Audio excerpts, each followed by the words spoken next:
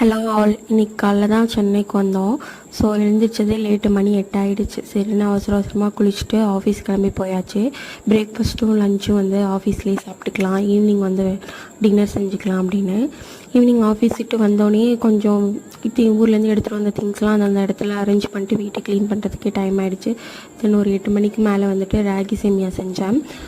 அப்படியே சைடில் வந்துட்டு அடுத்த நாள் வந்து ட்ரை ஃப்ரூட் ஜூஸ் குடிக்கலாம் அப்படின்னு சொல்லிட்டு ட்ரை ஃப்ரூட்ஸ்லாம் கொஞ்சம் இருக்கிறத மட்டும் ஊற வச்சேன் எடுத்து.